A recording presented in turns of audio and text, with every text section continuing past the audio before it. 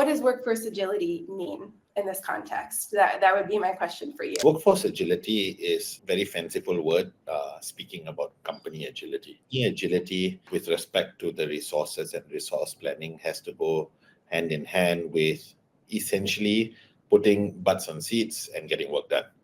Now, if you're talking about company agility and workforce agility from management lens, then it would be, how can I ensure that work gets done the fastest? Removal of inefficient or unproductive resources with the minimum amount of noise. So I think that's where, if you're talking about tools that facilitate that, then getting butts on seats in the fastest, quickest way possible, then could maybe be referring to Upwork, Fiverr type solutions, in which you are going out to market saying, hey, I need this done.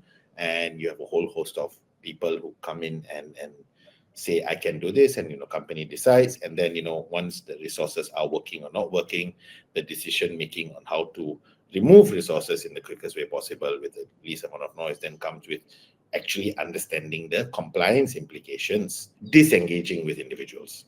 Because 99% of labor law problems come with terminations and severance kind of elements. Having a deeper understanding on the compliance parameters actually allows one to be a little bit more agile in managing the workforce. I love it. I really appreciate it. Like workforce agility boiled down to butts on seats, getting work done. And it's real, Amrit. It's real. We use a lot of work jargon, but I appreciate your ability to cut through it always. I was looking at it behind you, Amrit, and that background, and it made me think of an analogy of like a speedboat versus an oil tanker, in the sense that you are, when you're a big corporation and you're really not flexible a lot of the time, and there's a lot of bureaucracy, and even though projects move very fast and demands change, sometimes your company and therefore your workforce isn't as agile as it could or should be, and that hurts the company. And then looking at the other side of that, when you're a speedboat, you're a small organization and you just need a skill and you need it like now. You can get that in today's world, whereas sort of like 15, 20 years ago, you couldn't. So that's what I was thinking when you were asking that question. So. No, but that's also it. I feel like that's also, because I was thinking too, like the quote or the number that I pulled at the top of this webinar that about respondents feeling that there would be reduced layoffs with a higher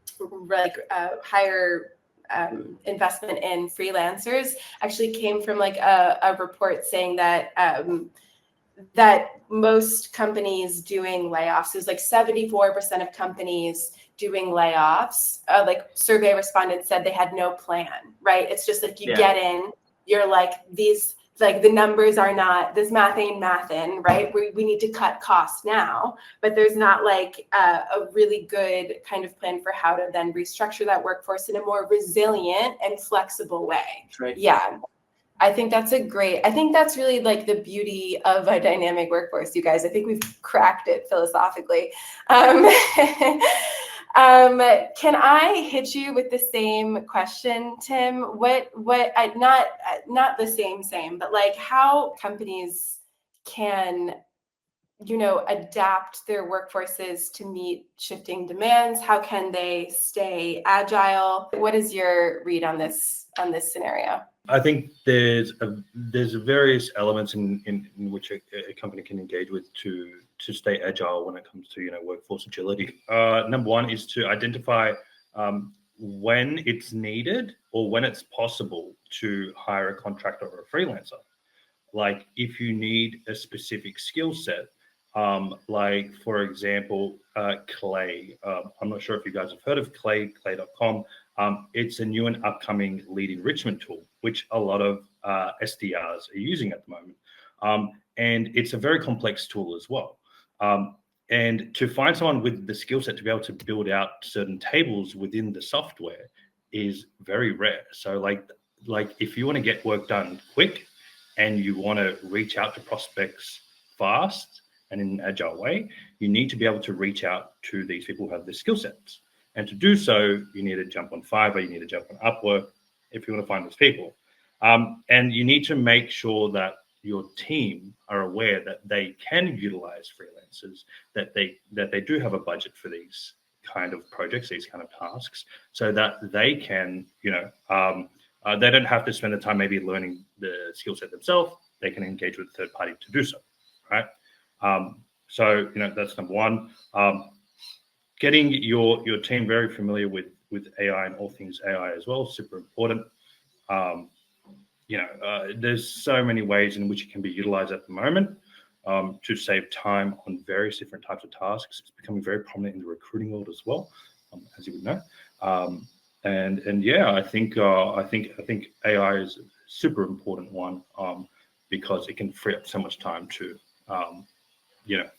bring on other people into the team to have them accomplishing high level tasks.